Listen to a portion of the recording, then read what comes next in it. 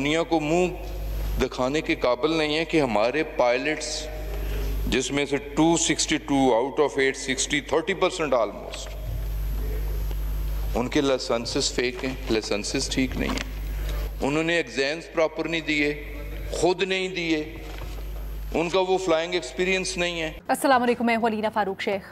इस एक बयान की वजह से पाकिस्तान की कौमी एयरलाइन को शदीद भारी न सिर्फ माली नुकसान उठाना पड़ा, बल्कि 4 साल तक उसकी साख भी मुतासिर रही और उसके ऊपर पाबंदी आयद रही। अब कुछ हौसला अफजा खबर ये कि जो यूरोपियन एयर सेफ्टी एसोसिएशन है, उसने 4 साल से जो PIA के ऊपर पाबंदी थी उसको ख़त्म किया है, क्लियरेंस दी है पाकिस्तान एयरलाइंस को। लेकिन यहाँ पर सवाल ये पैदा होता है कि सियासतदान जब गैर ज़िम्मेदाराना बयान देते हैं, और इसकी एक बहुत तवील हिस्ट्री है, CPEC से मुतल्लिक बयानात आए, LNG से मुतल्लिक बयानात आए, अपने सियासी कैपिटल और सियासी बयानियाँ बनाने के लिए बहुत सारे ऐसे दावे और बयानात दिए जाते हैं जिसकी वजह से न सिर्फ मुल्क को नुकसान होता है माली तौर पर, बल्कि मुल्की इदारों की साख मुतासिर होती है, और जो बैरून मुल्क से इन्वेस्टर होता है वो कई दफ़ा डिस्करेज होता है। बहुत सारे मुज़मिरात, बहुत सारे रेप्रिकशंस फेस करने पड़ते हैं मुल्क को। लेकिन यहाँ पर यह गौरतलब बात कि PIA का इतना बड़ा स्कैंडल होने के बाद और इतना भारी नुकसान उठाने के बाद क्या सियासतदानों को ये इदराक हुआ है कि ये गैर ज़िम्मेदाराना बयानात क्या कॉस्ट करते हैं और इनसे गुरेज़ किया जाए? इसी सवाल के ऊपर हम अपने तज्ज़ियाकारों की राय जानते हैं कि क्या इन सारे मसाइल के बाद और नुकसानात के बाद कुछ सबक सीखा है सियासतदानों ने कि वो गुरेज़ करें इस तरह के बयानात से। हमें ज्वाइन करें इस डिस्कशन के लिए इरशाद भट्टी साहब, मज़हर अब्बास साहब, बेनज़ीर शाह साहिबा और फ़खर दुरानी साहब भी हमारे साथ मौजूद हैं। बेनज़ीर, सबसे पहले आप कहिएगा, क्या राय है आपकी? क्या आप समझती हैं कि कुछ सबक सीखा होगा सियासतदानों ने? और ये भी बताइएगा कि आपकी राय में पाकिस्तान की तारीख़ में सबसे ज़्यादा अब्सर्ड सियासी बयान क्या था जिसकी वजह से बहुत नुकसान हुआ और ख़मियाज़ा भुगतना पड़ा पाकिस्तान को और हमें? अब्सर्ड तो अगर लीना मैं गिनना शुरू कर दूं तो मेरे ख्याल से प्रोग्राम का पूरा वक्त लग जाएगा। डैमेजिंग की अगर बात करें तो मेरे ख्याल से ये बहुत ही एक डैमेजिंग बयान था गुलाम सरवर साहब का। सिर्फ वो एक सियासतदान नहीं थे, वो उस वक्त हुकूमत में थे और एविएशन के मिनिस्टर थे, जिसकी वजह से पाबंदी भी लग गई और लीना एक लेबल लग गया PIA पे। मुझे याद है कि इस बयान के बाद जब हम कभी बाहर जाते थे तो हमसे पूछा जाता था, क्योंकि एक तासुर था कि आप कैसे PIA में ट्रैवल कर लेते हैं, उनके तो पायलट्स के लाइसेंसेस ही ठीक नहीं है और फेक हैं। और ये तासुर जो है पिछले 4 सालों से रहा है। अभी भी मेरे ख्याल से जब ये पाबंदी हट भी जाती है तो काफ़ी वक्त लगेगा ये लेबल ख़त्म करते हुए। और आपको याद होगा कि उन्होंने ये बयान दिया और उसके कुछ ही देर बाद रिपोर्ट ये भी हो गया कि जिस बोर्ड ऑफ इंक्वायरी की रिपोर्ट का वो हवाला दे रहे थे वो है ही नहीं, वो कोई, फिर भी उन्होंने माफ़ी नहीं मांगी, उन्होंने अपना बयान जो है वो रिट्रैक्ट नहीं किया। अच्छा, लेकिन मैं ये जरूर कहूंगी अलीना कि ये जो 4 सालों में पाबंदी नहीं लगनी चाहिए थी, लेकिन ये जो 4 सालों का प्रोसेस जिससे हम गुजरे हैं और जिसकी वजह से PIA का ऑडिट हुआ है और सिविल एविएशन का ऑडिट हुआ है, क्योंकि आज मैं BBC उर्दू की रिपोर्ट भी पढ़ रही थी, उससे मैं ये जरूर कहूंगी कि मेरे ख्याल से कुछ फायदा भी हुआ है। क्योंकि मैं पढ़ रही थी कि PIA के भी तर्जुमान थे और CAA के भी ऑफिशियल्स थे और वो कह रहे थे कि कुछ कमजोरियां जरूर थी सिस्टम में। पायलट्स जो हैं उनके लाइसेंस के हवाले से, रेगुलेशन वगैरह के हवाले से, ट्रेन स्टाफ नहीं था, फ्लाइट इंस्पेक्टर्स की बहुत कमी थी, जहाँ पे 16 की ज़रूरत थी वहाँ पे मुश्किलों से 5 या 6 होते थे।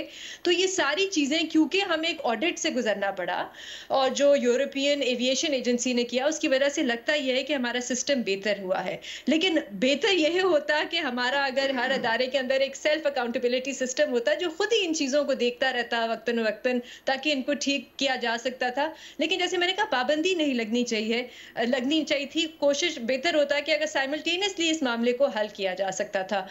जहां तक सियासतदानों की बात है लीना, मेरे ख्याल से सियासतदानों से ज्यादा बड़ी जिम्मेदारी हुकूमत की बनती है कि वो दुरुस्त मालूमात जो है अवाम तक लेके जाए और गलत इंफॉर्मेशन ना फैलाएं, क्योंकि ये जो सियासतदान होते हैं इनके हजारों लाखों फॉलोअर्स होते हैं, लोग इनकी तरफ देखते हैं कि ये हमें सही मालूमात देंगे। और अगर आप हुकूमत में हो और अगर आप गलत इंफॉर्मेशन दें तो एक तो आप अपने इमेज को खराब करते हैं, दूसरा आप अपनी लेजिटिमेसी को खराब करते हैं। और इसकी सबसे बड़ी मिसाल आजकल अलीना इस हफ्ते मेरे लिए तो सिर्फ ये जो पीटीआई का एहतजाज था और वहां पे जो बात की जा रही है हुकूमत की तरफ, दूसरी साइड तो चले एग्जैजरेट करती है और वो करती आई है, लेकिन हुकूमत की तरफ से ये कहना कि कोई कैजुअल्टी नहीं हुई, कोई डेड बॉडी नहीं है, ये एक झूठ है। और वो बार बार ये झूठ दोहरा रहे हैं। और आज ही बल्कि जियो फैक्ट चेक ने इस पे एक तफसील से रिपोर्ट की है जिसमें हमने डेथ सर्टिफिकेट्स लाके उन्हीं अस्पतालों से लाके रखे हैं जिनके बारे में कहा जा रहा था कि यहाँ पे कोई डेड बॉडी नहीं आई।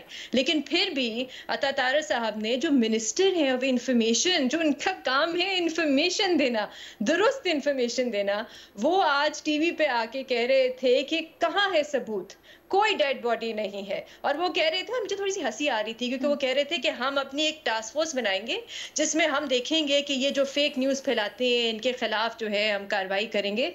लेकिन जो हुकूमत में बैठ के गलत इंफॉर्मेशन देते हैं और जो, चले देखें अलीना, गलतियां हो जाती हैं लोगों से, हो सकता है आपको लगता है आपके पास सही मालूमात है, आपने टीवी पे आके कह दिया, आपने ट्वीट कर दिया, लेकिन जब आपको बाद में पता चले कि ये गलत मालूमात है तो कह तो दें, करेक्ट तो कर दें, इंफॉर्मेशन सही तो पहुंचाएं आवाम तक।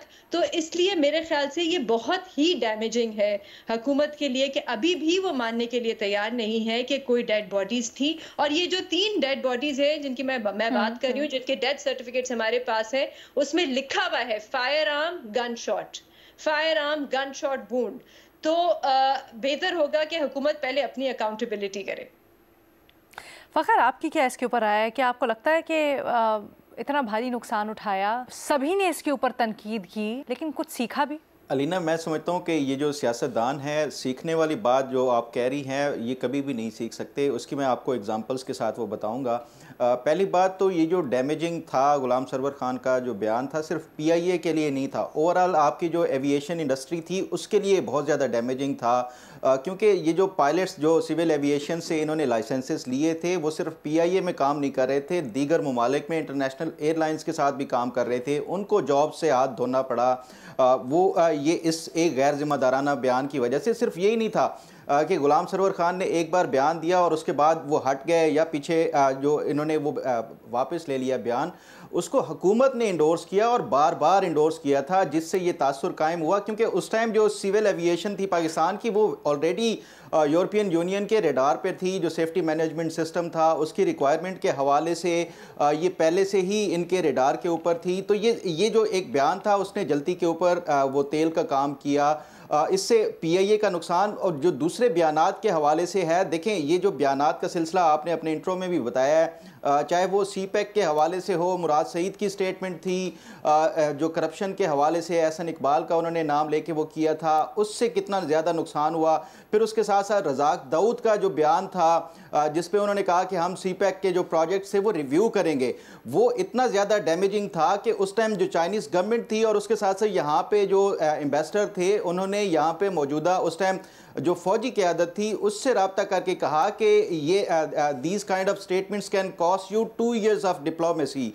तो इस तरह के जो बयानात थे, सिर्फ ये नहीं कि नुकसान उस टाइम हुआ, आगे आने वाले दिनों में भी उसका नुकसान हुआ। हमने देखा कि पूरे इमरान खान के दौर में सीपैक के ऊपर कोई काम नहीं हुआ। इसी तरह का शाह महमूद कुरैशी साहब जो कि उस टाइम फाइनेंस मिनिस्टर थे, उनका एक गैर जिम्मेदाराना बयान था ओआईसी के हवाले से एक टीवी चैनल के ऊपर बैठ के, जिसकी वजह से उस टाइम जो फिर एक बार फौजी क़यादत को बुलाया गया सऊदी अरब में, ये जो ओआईसी के हवाले से उनको ये पूरी वजाहतें देनी पड़ी। तो ये बयानात का जो सिलसिला था इमरान खान के दौर में लामुतनाई एक सिलसिला था, जिसकी वजह से आपके दीगर ममालिक के साथ जो ताल्लुकात थे वो सिर्फ ख़राब नहीं हुए। अच्छा, ये सिर्फ पीटीआई की हुकूमत के में ही ये नहीं रहा, अगर मौजूदा हुकूमत देख लें उसमें जो मौजूदा वज़ीर ख़ारजा हैं इसहाक डार साहब, उनका भी एक इस तरह का अगर आपको मैं बयान एग्जांपल दूं कि इसहाक डार साहब ने आईएमएफ के हवाले से कहा था कि मैं देख लूँगा, आईएमएफ की आंखों में आंखें बात करके डाल के बात करूँगा। तो उसके बाद आप देखें कि उस बयान के बाद आईएमएफ पीछे हट गई। उसके बाद जो आपका रुपये का जो डिवैल्यूएशन थी, जो उसका इम्पैक्ट पड़ा वो सबके सामने है। तो ये जो सियासतदान है ये इस तरह के बयानात का शायद उनको उस टाइम अंदाज़ा नहीं होता कि उसका कितना बड़ा खामियाजा भुगतना पड़ता है। ये सिर्फ एक पॉलिटिकल पार्टी तक महदूद नहीं है, ये तमाम सियासी जमातों को इस हवाले से बाकायदा तौर के ऊपर ये सोचना चाहिए और एक पूरी पॉलिसी वो बनानी चाहिए कि ये इस तरह के जो फॉरेन रिलेशन से हों या फिर इंटरनेशनल फाइनेंशियल जो मामलात होते हैं उसके हवाले से हों, उसमें बयानात स्पेसिफिकली लोगों को ये असाइन करना चाहिए कि ये फ़लाँ शख्स जो है वो इस तरह के वो बयानात के लिए अथराइज है। अदरवाइज़ ये इस तरह के बयानात आगे भी सिलसिला जारी रहेगा और फिर इससे मुल्क को नुकसान का जो एक सिलसिला है वो जारी रहेगा। क्या राय है आपकी भट्टी साहब?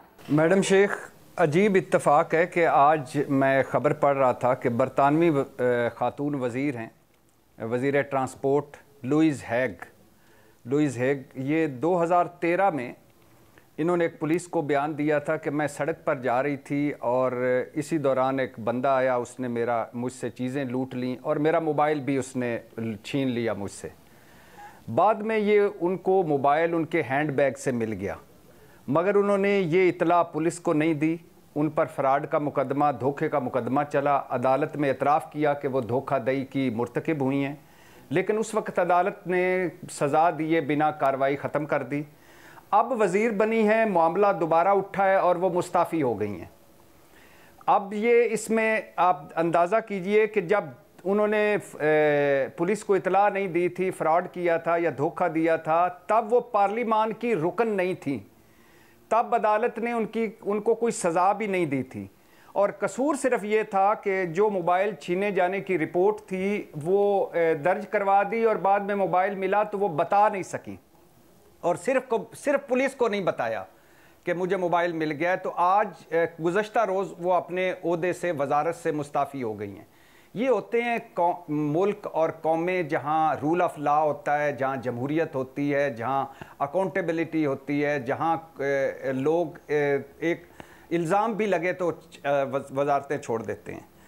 अब मैडम शेख, जैसे अभी फ़खर ने कहा कि मुराद सईद और एहसन इकबाल के दरमियान जो एक जंग चली, बयानात पे बयानात, ट्वीट्स पे ट्वीट्स, उससे कितना मुल्क को नुकसान हुआ ये आपके सामने है। इसहाक डार साहब ने अभी जो एक तकरीब में तकरीर की और उसके जवाब में चीनी सफ़ीर ने जितनी सख्त तकरीर की वो भी आपके सामने है। इसहाक डार साहब ने एक मरतबा मुबैना तौर पर जाली अदाद-ओ-शुमार IMF को पेश किए, पाकिस्तान को जुर्माना हुआ और परवेज़ मुशर्रफ हुकूमत ने वो जुर्माना भरा।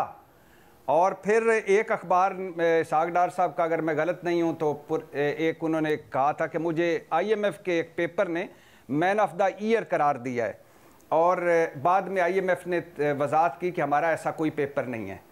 आप शाह महमूद कुरैशी साहब की मिसाल आपके सामने है कि उन्होंने एक बड़ा क्रिटिकल टाइम पे क्या बयान दिया और उस पर फिर क्या क्या हुआ और फिर पाकिस्तान को क्या क्या करना पड़ा। रज़ाक दाऊद साहब का भी फ़खर ने जिक्र किया जो उन्होंने एक गैर ज़िम्मेदाराना बयान दिया। शेर अफजल मरवत ने जो अभी कहा कि रिजीम चेंज में सऊदी अरब है। बुशरा बीबी ने अभी जो कहा कि नंगे पाँव हम जब सऊदी अरब गए तो वो जो था, ये एक सीरीज़ ऑफ बयानात हैं जिससे नुकसान किसको होता है? मुल्क को। अब मैं हैरान हो रहा था कि एक्स से मुल्क की यानी ट्विटर से मुल्क की सलामती को ख़तरा है, VPN मुल्क से मुल्क की सलामती को ख़तरा है, फ़लाँ बयान जो है मुल्क दुश्मनी है, फ़लाँ बयान से मुल्क को नुकसान पहुँचा और फिर हम जाली झूठे मनगढ़ंत मुकदमों की फैक्ट्रियाँ हमने खोली हुई हैं। क्या ग़ुलाम सरवर पर कोई मुकदमा बना? क्या इन्हें मिसाल इबरत बनाया गया? क्या इन्हें अकाउंटेबल किया गया? कि आपकी वजह से, एक गैर ज़िम्मेदाराना बयान की वजह से, एक झूठ पर मबनी बयान की वजह से, एक बिना तहकीक के बयान की वजह से ना सिर्फ सारे PIA पायलट मशकूक हुए, ना सिर्फ सारी की सारी PIA मशकूक हुई, बल्कि पूरे का पूरा मुल्की सिस्टम जो है हमारा वो मशकूक हुआ। अब आप देखिए कि खरबों का नुकसान हो चुका है, खरबों का, बिलीव मी। 4 सालों में औसतन एक टिकट का नुकसान है वो 48 करोड़ है और यूरोप और बरतानिया के लिए 4 सालों में 3640 फ़्लाइट्स चलती हैं और बोइंग 777 में 35 बिजनेस क्लास और 358 इकानमी क्लास की सीटें होती हैं। आप अंदाज़ा करें इस मुल्क को कितना बड़ा नुकसान हुआ है और वो आज बंदा लात पे लात रख कर बैठा है, उसको किसी थाने ने नहीं पकड़ा, किसी पुलिस ने नहीं पकड़ा, किसी कानून ने नहीं पकड़ा, कहीं भी उसको नहीं पकड़ा गया। उसको अगर मिसाल इबरत बना दिया जाता, अगर मुराद सईद और एहसन इकबाल में जो सच्चा या झूठा है उसको मिसाल इबरत बना दिया जाता, इसहाक डार साहब को मिसाल इबरत बना दिया जाता, शाह महमूद कुरैशी को अकाउंटेबल कर दिया जाता, शेर अफजल मरवत को अकाउंटेबल कर लिया जाता, बुशरा बीबी को अभी मुकदमा चलाकर, झूठे मुकदमे तो बड़े हैं, पता नहीं 12 शहरों में 14 मुकदमे, एक रियासत मुकदमा कायम करती और कहती कि बीबी आ जा ज़रा तहकीक कर लेते हैं, पुराने आर्मी चीफ को भी बुला लेते हैं, आप भी आ जाओ और ज़रा इधर तहकीक कर लेते हैं। तो अगर कहीं कोई जजा सज़ा भी नहीं है, जिसके मुंह में जो आता है वो कह देता है, जहालत ज़्यादा, ये सियासी बयानियाँ भी नहीं है मैडम शेख, ये जोश खिताबत नहीं, ये जहालत है। और अब अभी बेनज़ीर साहबा कह रही थी कि इससे सिस्टम बेहतर हुआ है।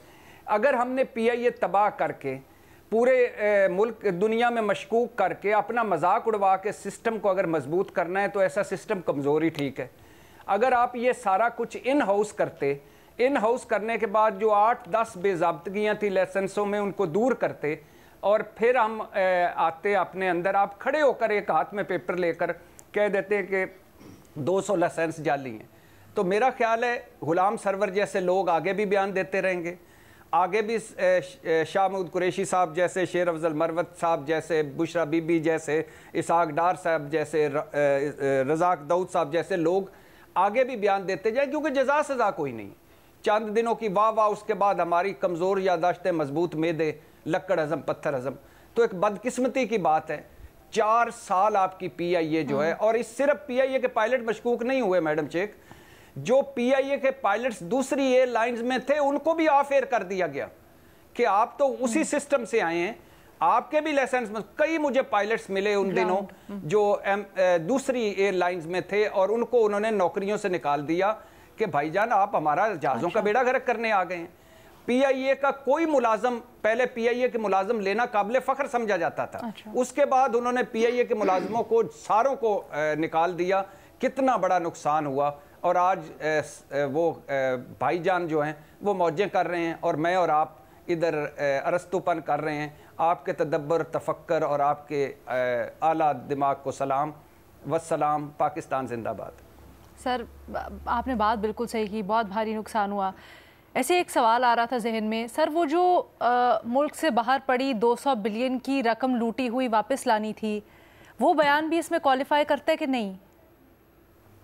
जी बिल्कुल, वो बयान भी क्वालिफाई करता है और वो बयान भी क्वालिफाई करता है जो एक गवर्नर स्टेट बैंक ने कहा कि हम पैसे पड़े हुए हैं, और इसहाक डार साहब ने कौमी असम्बली में कहा कि हमारा स्विस हुकूमत से मुआहदा होने के करीब पहुंच गया है और बस वो पैसे वापस आ रहे हैं। और फिर उसके बाद खैर से वो पैसे आए। दोनों हुकूमतों ने मिलकर खेला, एक ये जो पाकिस्तान तहरीक इंसाफ की हुकूमत ने, और एक मरतबा इसहाक डार साहब ने दस्तावेज लहराई कौमी असम्बली में कि ये देखो ये है वो मुआहदा। उसके बाद किसी ने गोल कर गए थोड़ा सा भट्टी साहब, वैसे मजहर अब्बास साहब, लेकिन चले हम आगे बढ़ जाते हैं। थैंक यू, हम आगे बढ़ जाते हैं। भट्टी साहब को इतना हम फ्री पास दे देते हैं। मैं साहब आप कहिएगा सर, बहुत ही संजीदा मामला, बहुत ही संजीदा बात, क्या आप समझते हैं कि कुछ सीखा होगा सियासतदानों ने? ज़रा अगर माजी में हम देखें तो आपके ख्याल में क्या ये PIA वाले मसले से बड़ा, और जो हमारी सिफारती मसाइल जिस तरह से पेश आए बयानात की वजह से, उससे भी बड़ी कोई एग्जाम्पल मिलती है? देखिए, हमारे यहाँ एक वज़ीर आला थे, अगर उन्होंने ये बात की तो क्या गलत की कि डिग्री होती है, असली हो या नकली। तो जहाँ chief executive of a province इस तरह की बात करे तो यही मसला है कि wrong people at the right place. सारा मसला ये है कि आप जिस जगह जब मिनिस्ट्रीज़ डिस्ट्रीब्यूट करते हैं तो आपको ये ख्याल ही नहीं होता कि यार ये वज़ीर जो है इस जगह का अहल है भी या नहीं, ये शख्स इस जगह वजारत का अहल है भी नहीं। पॉलिटिकल अपॉइंटमेंट्स करते हैं, पॉलिटिकल कंसिडरेशन करते हैं आप चाहे वो आप इंटीरियर मिनिस्टर बना लें, चाहे आप जो है रेलवे का मिनिस्टर बना लें, क्या उसकी रेलवे की एक्सपर्टीज़ है या नहीं है, क्या इसकी एविएशन की एक्सपर्टीज़ है या नहीं है। जब आप इस तरह के लोगों को ऐसी जगहों पे ला के बैठा देंगे तो उन्हें ये एहसास ही नहीं होता कि उनके ये बयान, और वो भी कौमी असम्बली में, ये नहीं कि किसी पब्लिक जो है स्पीच में आपने ये बात की हो या जलसे में, आप कौमी असम्बली में एक बयान दे रहे हैं और उस बयान के बाद जो कुछ हुआ, तो बिल्कुल भट्टी साहब ने सही किया कि अगर सरवर खान साहब को उसकी सज़ा मिलती क्योंकि पूरा एक कौमी नुकसान हुआ, एक नेशनल लॉस हुआ उसकी वजह से। तो हमारे यहाँ सबसे बड़ा मसला यही है, और इसी वजह से हमारे यहाँ, क्योंकि हम यहाँ ये डिफ़ाइन ही नहीं है कि पॉलिटिशियन होता कौन है। जिसकी मर्जी आए पॉलिटिशियन बन जाए, कह दे जी मैं पॉलिटिक्स करता हूँ। भाई काम क्या करते हो? जी सियासत करता हूँ। यानी वो सियासत को काम समझता है, वो और कोई कारोबार नहीं करता, वो सियासत को ही कारोबार समझता है। तो जब ये माइंडसेट हो तो आपके यहाँ सिस्टम कभी भी नहीं चल सकता। देखिए अभी भी क्या है, आज पीआईए क्यों नहीं बेहतर हो सकती? यही अगर आप एक प्रोफेशनल मैनेजमेंट लेकर आएँ तो यही पीआईए ग्रो कर सकती है। आप उसके रूट कॉज क्या हैं? करप्शन है ना, मैसिव करप्शन, मिसमैनेजमेंट, इसको आप दूर कर लें, यही पीआईए आगे बढ़ेगी। यही आप रेलवे को आगे बढ़ा सकते हैं। क्यों प्राइवेटाइज कर रहे हैं आप?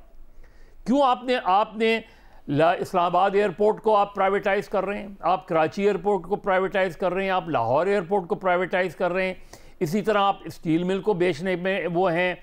भाई लॉसेस क्यों हुए हैं? क्या इसके कुछ लोग अकाउंटेबल हैं या नहीं हैं? बस ये कि जी नुकसान हो गया लिहाजा इसको बेच दो। और भाई जिन्होंने नुकसान किया उनको सजा दो और उस नुकसान का अजाला करो। अजाला अपनी इंडस्ट्री को बेचने में नहीं होता, इसलिए कि जब आप कमाते हैं तो आप अपने लोगों पे खर्च करते हैं। जब आप प्राइवेटाइज कर देंगे तो वो तो आपके लिए आंसरेबल ही नहीं होगा, वो आपको अकाउंटेबल ही नहीं होगा। वो ठीक है, वो अपना पैसा, चाहे एयरपोर्ट का मसला हो चाहे किसी का भी मसला हो। तो मेरा ख्याल है ये जो सोच है, चीज़ जो हमारे फाइनेंस मिनिस्टर कहते हैं और प्राइम मिनिस्टर भी कहते हैं कि जी हुकूमत कारोबार नहीं करती, तो जो कारोबारी लोग हैं वो हुकूमत भी नहीं करते हैं। जिनके कॉन्फ्लिक्ट ऑफ इंटरेस्ट हैं वो हुकूमत नहीं करते हैं। वो हुकूमत वो लोग करते हैं जिनका कॉन्फ्लिक्ट ऑफ इंटरेस्ट नहीं होता, जिनका कोई पर्सनल बिजनेस उसमें नहीं इन्वॉल्व होता उसके अंदर। तो हमारे यहाँ जो अप्रोच है, और इसीलिए हम लूज कैनन हैं, हम लूज स्टॉक कर जाते हैं, हमें एहसास ही नहीं होता कि मैंने गलत बात कर दी, उसका नुकसान क्या है। एक हमारे गवर्नर थे, उन्होंने उस ज़माने पॉलिटिकल एजिटेशन ज़ोरों पे था, उन्होंने कहा जी इतवार को, जुमे को क्या हड़ताल की, जुमे को तो वैसे ही छुट्टी होती है। तो ऑपोजिशन ने उसके बदले में इतवार को हड़ताल कर दी, तो इतवार को हड़ताल कामयाब हो गई। तो हमारी जो माइंडसेट है उसका मसला है। तो मेरा ख्याल है जब तक आप अकाउंटेबिलिटी का प्रोसेस अबव पॉलिटिक्स नहीं करेंगे, जब तक आप right people at the right place नहीं करेंगे, जब तक के इन इदारों में जो इदारे हैं उसमें इस तरह गैर ज़रूरी इंटरफेरेंस जो ख़त्म नहीं करेंगे, आपकी चीज़ें बेहतर नहीं होंगी। आप चीज़ों को बेचते चले जाएंगे और जो लूट के चले गए उनमें से किसी को अकाउंटेबल नहीं करेंगे। जब तक ये अप्रोच, और तो मुझे नहीं लगता कि हमारे सियासतदान हों, हुकूमत हो, गैर सियासी लोग हों, जो गैर सियासी लोग हैं वो भी आ जाते हैं, वो भी अपना खा कमा के चले जाते हैं। उनको एक जगह से भी पेंशन मिल रही होती है, दूसरी जगह से भी पेंशन मिल रही होती है, वो आराम से चले जाते हैं। तो अकाउंटेबिलिटी का प्रोसेस जब तक अक्रॉस द बोर्ड नहीं होगा, अब पॉलिटिक्स नहीं होगा, मेरा ख्याल है चीज़ें बेहतर नहीं होंगी। अच्छा, आपने एक बहुत दिलचस्प ज़ाविया पेश किया है, इसके ऊपर मैं आकर बात करना चाहूँगी। हम अकाउंटेबिलिटी की भी बात कर रहे हैं, लेकिन हमें तो बैनुल-अक़वामी तौर पर भी इस तरह की मिसालें मिलती हैं कि रिस्पॉन्सिबल स्टेटमेंट्स होती हैं। तो क्या वजह है? क्या कोई इनकॉम्पिटेंट लोग हैं या फिर बदलते हुए सियासी रुझानात, सियासी प्रेशर इसकी वजह है? एक छोटी सी ब्रेक के बाद मज़ीद डिस्कशन करते हैं। सियासतदानों, खासकर जो ओहदों पर होते हैं सियासतदान, उनकी तरफ से गैर जिम्मेदाराना बयानात को हम डिस्कस कर रहे हैं। और ब्रेक पे जाने से पहले हमने बात की कि वजूहात में से एक क्या हो सकती है, एक अकाउंटेबिलिटी कहा गया, लेकिन बेनज़ीर ये कहिएगा, हमने तो जैसे अभी अमेरिका की मिसाल ले लीजिए, हमने देखा ट्रंप की तरफ से बहुत सारा, और उनकी जो उनकी पार्टी के जो मेंबरान थे या उनके जो लोग थे, उनकी तरफ से बहुत गैर जिम्मेदाराना बयान सामने आए। ये वजह क्या है? क्या वाकई में इनकॉम्पिटेंसी है या फिर ये जो बदलते हुए सियासत में रुझानात हैं, क्या ये उसका प्रेशर हो सकता है? अलीना, आजकल वैसे कहा जाता है, एक टर्म इस्तेमाल होती है पोस्ट ट्रूथ एरा, और कहा जाता है कि हम एक पोस्ट ट्रूथ एरा में रहते हैं जहाँ पे फैक्ट्स जो हैं वो कोई इतनी खास अहमियत नहीं रखते, जिसकी वजह से, और इसको मेरे ख्याल से एक एक्सक्यूज़ के तौर पे इस्तेमाल किया जाता है सियासतदानों की तरफ से भी और लोगों की तरफ से कि मुझे कुछ फैक्ट चेक करने की ज़रूरत नहीं है, वेरीफाई करने की ज़रूरत नहीं है, हम एक पोस्ट ट्रूथ एरा में सब कुछ चलता है। लेकिन अगर आपने सियासतदानों को अकाउंटेबल ठहराना है तो मेरा तो जैसे भट्टी साहब कह रहे थे कि रियासत जो है कोई मुकदमा चलाए, मैं तो बिल्कुल इस हक में नहीं हूँ, क्योंकि हमारे मुल्क में रियासत जब मुकदमा चलाती है तो फिर वो खुद से कुछ बन जाता है। लेकिन अगर आप चाहते हैं, यहाँ पे लोगों की तरफ से प्रेशर आना चाहिए और यहाँ पे होना ये चाहिए कि पब्लिक एक्सेस टू इंफॉर्मेशन होनी चाहिए। अगर आप कह रहे हैं कोई डेड बॉडीज नहीं है इन 2 अस्पतालों में, मिसाल के तौर पे कोई डेड बॉडीज नहीं है, तो फिर दे देना, आप मीडिया को एक्सेस दें, जाएं उनसे कहें, जाएं जाके अस्पतालों से ढूंढें और लेके आए डेथ सर्टिफिकेट्स। आप वो भी नहीं दे रहे। डॉक्टरों को हम फोन करते हैं तो वो कहते हैं हम प्रेशर में हैं, हम बात नहीं कर सकते, आप हॉस्पिटल के रिकॉर्ड भी नहीं हमें दे रहे। तो एक तो पब्लिक एक्सेस टू इंफॉर्मेशन बढ़ाने की जरूरत है अगर आपने सियासतदानों को पकड़ना है जब वो झूठ बोलते हैं, और दूसरा आपको मीडिया को भी सपोर्ट करने की जरूरत है। जो इंडिपेंडेंट मीडिया होती है, जो सहाफी होते हैं, जो काम करते हैं, जो वेरीफाई करते हैं, जिनका काम है इन्वेस्टिगेटिव रिपोर्टिंग करना, उनको सपोर्ट करने की जरूरत है। ज्यादा से ज्यादा मेरे ख्याल से तो जितना भी हो सके मीडिया ऑर्गेनाइजेशंस में इंडिपेंडेंटली फैक्ट चेकिंग डिपार्टमेंट्स होने चाहिए ताकि सही मालूमात लोगों तक पहुंच सके। अगर सियासतदान झूठ बोलते रहेंगे तो एटलीस्ट लोगों तक तो सही मालूमात पहुंच सके, कुछ वेरिफिकेशन का प्रोसेस हो। तो मेरे ख्याल से ये कुछ ऐसी चीजें हैं जो की जा सकती हैं, बजाय इसके कि आप मुकदमा बना दें और सख्त से सख्त कार्रवाई करें, जो यहाँ पे हमारे मुल्क में तो हमें पता है कि फिर वो किस तरफ जाती है बात। ठीक है, एक छोटी सी ब्रेक हमने लेनी है, इस पॉइंट के ऊपर मजीद बात करेंगे आफ्टर ब्रेक। सियासतदानों और ख़ासकर जो पोजीशंस पर होते हैं पावर की, उनकी तरफ से गैर जिम्मेदाराना सियासी रुझान क्या बयानात क्या बढ़ते जा रहे हैं? फ़खर, क्या ये हालिया दिनों में सियासत में आपको रुझान बढ़ता हुआ नज़र आया, और अगर ऐसा है तो उसकी वजह क्या आप समझते हैं? अलीना, एक तो वही बात कि ये जो पोस्ट ट्रुथ इरा वाला है कि फैक्ट्स अब मैटर नहीं करते, अब जो लोग ज़्यादा पसंद करते हैं पॉपुलिज्म का, उसी को ही देख के अपने ही जो है वो जो फैक्ट्स हैं वो खुद ही बनाते हैं। और दूसरा बात कि ये जो सियासतदान है ख़ास तौर के ऊपर, ये सिर्फ बयानात तक ही नहीं रहते, महदूद रहते, बल्कि उसके बाद मैं एक आपको एग्जांपल देता हूँ। आपको याद होगा कि जो एक साबिक वज़ीर आज़म थे शाहिद खाकान अब्बासी, और उस टाइम के वज़ीर ख़जाना थे मिफ्ता इस्माइल, उनके खिलाफ 2 केसेस बनाए गए थे। एक LNG टर्मिनल का था और दूसरा LNG कॉन्ट्रैक्ट के हवाले से जो कतर के साथ था। तो ये दोनों केसेस जो है वो इमरान खान के दौर में बनाए गए। उस टाइम पहले तो बयानात आते रहे, फिर उसके बाद बयानात के बाद जब इनके ऊपर केसेस हुए तो उस टाइम जो इमरान खान गवर्नमेंट थी उन्होंने सिर्फ ये बयानात तक ही महदूद नहीं रखा, बल्कि उस टाइम उन्होंने कतर को अप्रोच किया, लेटर्स लिखे कि ये जो गलत एग्रीमेंट्स किए गए हैं ये उससे जो एक पाकिस्तान को नुकसान हुआ। फिर इसी तरह का एक ख़त उन्होंने जो है वो USAID को लिखा। एक जो अमरीकी यहाँ पे ये जितना भी कॉन्ट्रैक्ट के हवाले से कंसल्टेंसी थी वो सारी फ़ीस वगैरह वो दे रहे थे, उसको भी इन्होंने परसू किया। तो ये दोनों साइडों से ये इस तरह के बयानात से आगे बढ़ के ये जो किया गया, इससे जो मुल्क को नुकसान हुआ। फिर ये अब मौजूदा जो है, इससे मैं समझता हूँ कि ये जो सियासतदानों को बाकायदा ये सियासी जमातों के अंदर थिंक टैंक्स होने चाहिए। हमने देखा है कि जो डेवलप्ड कंट्रीज़ होते हैं, हर सियासतदान के लिए, चाहे वो मेंबर पार्लियामेंट होता है, सेनेटर हो या जो हाउस ऑफ कॉमन्स का हो, तो उनके लिए पूरा स्टाफ होता है, हर एक फील्ड से रिलेटेड, लॉ से रिलेटेड होता है, साइंस एंड टेक्नोलॉजी से। तो ये हमें भी इस तरह का जो है वो सियासतदानों के लिए, ख़ासतौर के ऊपर जो इलेक्ट होकर आते हैं उनके लिए इस तरह की वो चीज़ें करनी चाहिए ताकि वो गाइड कर सकें हर इंपॉर्टेंट मसले के ऊपर, हर इंपॉर्टेंट मामले के ऊपर। तभी जाके ये इस तरह के जो बयानात से जो नुकसान होते हैं वो शायद उसका वो कुछ कम हो सके। अदरवाइज़ ये फिर इस तरह का रुझान मैं समझता हूँ कि ये फिर जारी रहेगा। भट्टी साहब, क्या पॉलिटिकल पॉइंट स्कोरिंग का प्रेशर भी बढ़ता जा रहा है, या फिर जो अब ओहदेदारान हैं दे डोंट जस्ट केयर कि क्या इससे नुकसान हो रहा है? अभी ख़तों की बात हुई मैडम शेख, तो कतरी ख़त याद आ गए। चला चल लिफाफे कबूतर की चाल, अगर होगी मोहब्बत तो मिलेगा जवाब। तो मैडम शेख, साइफर नहीं याद आया सर? तौर पे ये है जी मैडम, सिर्फ कतरी खत याद आया सर, साइफर नहीं याद आया। जी मैडम शेख, उसको भी शामिल कर लें, यानी मैं आधा सच आपके लिए छोड़ देता हूं ताकि हम दोनों मुकम्मल कर लें। सर वो फिर IMF को लिखा हुआ खत भी था, वो भी याद कर ले। वो भी कर ले शामिल मैडम शेख। मैं कोई आपके तदब्बर और तफक्कर को मैं हमेशा सलाम पेश करता हूँ। जी सर, सॉरी। तो सारे खत शामिल कर लें, मुझे तो कोई एतराज़ नहीं। मज़े साहब ने एक और भी याद दिला दिया, एक स्विस खत भी था, वो स्विस गवर्नमेंट को जो लिखना था। वो मैंने बताया था वो, और जिस और एक वो भी भट्टी साहब की वजह क्या है? ये ठीक है, ब्लंडर्स तो सारी ही हुकूमतें करती हैं, सब सियासतदान करते हैं, इसमें कुछ नहीं, लेकिन जब हम ये लिस्टें बनाने लगते हैं तो फिर ये पीटीआई वालों की एक पे एक फौरन क्यों इतनी लंबी लाइन लग जाती है?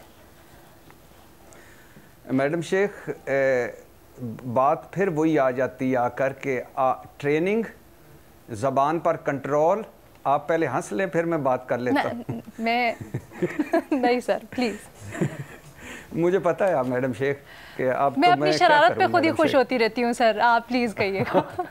नहीं, बहुत सारे लोग भी खुश होते हैं। अच्छा तो लेकिन ये है कि मैडम शेख, अब मिसाल के तौर पे आप अंदाज़ा कर लें कि अभी हमारे सामने ये वाक़या हुआ है, सानिया हुआ है डी चौक वाला। अब हुकूमत जो है वो बिल्कुल कह रही है कि भाई तुम सारे झूठे हो, फ्रॉडी हो, धोखेबाज हो, हमने फूल बरसाए और बहारों फूल बरसाओ, और फिर उसमें सारे आप गुनगुनाते हुए लोग निकल गए। अब आप अंदाज़ा करें, अब इसके जवाब में क्या हो रहा है? जब हुकूमत सच नहीं बोल रही तो जवाब में क्या हो रहा है? कि जवाब में कोई 1000 बंदा कह रहा है कि जान से गया, कोई 400 बंदा कह रहा है, कोई 500 बंदा कह रहा है, कोई कुरम वाली फुटेज निकाल के दिखा रहा है, कोई 2019 वाली, कोई 2021 वाली। तो अब सोशल मीडिया का दौर है, कौन इतनी तरद्दद करेगा? जो पिंड में बैठा हुआ है, देहात में बैठा हुआ है, दूर बैठा हुआ है, वो तो कहेगा कि ये सारे भी इसी में ही गोलियों से जान से गए। तो जब आप झूठ हुकूमत बोलने लग जाती है, जब हुकूमत छुपाने लग जाती है चीज़ें, आप क्यों नहीं बताते कि गोलियां चली थीं? आप क्यों नहीं बताते कि इतने लोग जख्मी हुए थे, इतने लोग जान से गए थे? तो वो अब गार्डियन वाले अपना बता रहे हैं, बीबीसी वाला अपना बता रहे हैं। सवाल को आपने वेल लेफ्ट कर दिया, मैं ऐसा ही समझूं, आगे बढ़ जाऊं या जवाब देना चाहेंगे? मेरा ख्याल है मैडम शेख के कोई बहुत ज़्यादा ज़रूरत भी नहीं है एक जगह रुकने की, आगे बढ़े, मुल्क आगे निकले। Next question please. भट्टी साहब ने तो नहीं जवाब दिया, कॉन्फ्रेंस अच्छी रही। भट्टी साहब ने तो नहीं जवाब दिया। मज़ा साहब, अगर आप देना चाहें, और अभी हम बात भी कर रहे थे कि ये जो रुझान बढ़ता चला जा रहा है और मॉडर्न सियासत में ख़ास तौर पर, इसकी वजह क्या हो सकती है? देखिए, हमारी जो सियासी जमातें हैं वो ख़ुद क्यों नहीं अकाउंटेबिलिटी करती अपने लोगों की? यानी अगर उस वक्त सरवर ख़ान ने जो ये बयान दिया था, उस वक्त पार्टी उनकी अकाउंटेबिलिटी करती, और उस वक्त जो वज़ीर आज़म हैं वो उनको सैक कर देते, सस्पेंड कर देते उनके बयान को उस तरीके, तो शायद इतना लॉस नहीं होता। और ये सबको करना चाहिए, जैसे साग डार साहब ने किया। क्यों नहीं नवाज़ शरीफ साहब ने एज ए पार्टी लीडर उनके ख़िलाफ़ कार्रवाई की? तो हमारे यहाँ पॉलिटिकल पार्टीज़ जो है वो उनके अंदर अकाउंटेबिलिटी का प्रोसेस है ही नहीं। हाँ, अगर मैं लीडर के ख़िलाफ़ कोई बात कर दूँ तो फौरी तौर पे मेंबरशिप सस्पेंड हो जाती है, वो ज़रा सा इधर उधर कर दूँ वो। दूसरी बात जो बेनज़ीर भी कर रही थी, अभी भट्टी साहब ने भी इशारा किया, जब भी आप इंफॉर्मेशन छुपाएंगे वो हमेशा डिसइंफॉर्मेशन की तरफ जाएगी बात। एक तो मीडिया को खुद भी अपना असेस करना चाहिए, क्या मीडिया की रिपोर्टिंग जो उस दिन हुई है, क्यों नहीं पहले से आपको अंदाज़ा था, और अंदाज़ा नहीं था तो भी ताज्जुब है कि इसका अल्टीमेट नतीजा क्या निकल सकता है। हॉस्पिटल्स के अंदर, क्लिनिक्स के अंदर, पॉसिबली इस्लामाबाद को आप देख लें कि इस्लामाबाद में अगर ज़ख्मी और वो कहाँ ले जाए जाते हैं, कौन से हॉस्पिटल्स हैं, कौन से वो हैं, वहाँ रिपोर्टर्स और उनकी टीमें ऑलरेडी, जर्नलिस्ट वगैरह ऑलरेडी उधर अंदर होने चाहिए थे किसी ना किसी हवाले से। बाद अख़ात होता है कि कैमरा प्रॉब्लम होती है, लेकिन मोबाइल तो आपके पास हाथ में है, तो मेरा ख्याल है उसको भी देखना चाहिए। लेकिन इतने दिनों बाद आज भी हुकूमत जब ये बात कह रही है तो मेरा ख्याल है गलत बयानी से काम कर रही है। बेहतर वो जो बेनज़ीर ने कहा था कि बेहतर है एक आप बताएं कि फेयर असेसमेंट वो दें, डिटेल्स दें, उससे आप बहुत से लोग एग्री करेंगे, बहुत से डिसएग्री करेंगे। आप ओपन करें, आप जाने दें, उस मीडिया को जाने दें। हॉस्पिटल कैसे रोक सकते हैं आप पिम्स में जाने से? मुझे कैसे रोक सकते हैं पोली के? तो जब भी गवर्नमेंट्स छुपाएगी वो हमेशा प्रोपेगेंडे को जन्म देता है, ऐसी चीज़ें, और उसकी फिर कोई रोकथाम नहीं होती।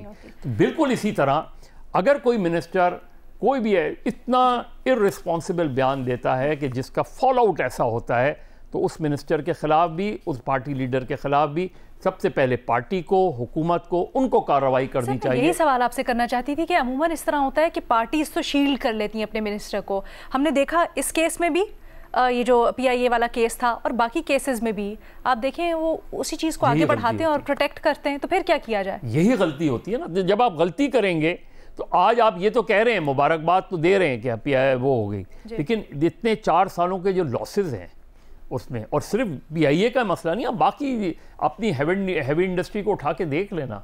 कोई आप प्राइवेटाइज करने की तरफ तो हम बड़ी तेज़ी से जा रहे हैं, लेकिन अकाउंटेबिलिटी की तरफ नहीं जा रहे कि जिनकी वजह से ये लॉसेस हुए हैं उनके खिलाफ कार्रवाई क्यों नहीं होती। Absolutely, absolutely. जी, दैट्स ऑल फॉर टुडे। इजाज़त दें, अल्लाह हाफिज़।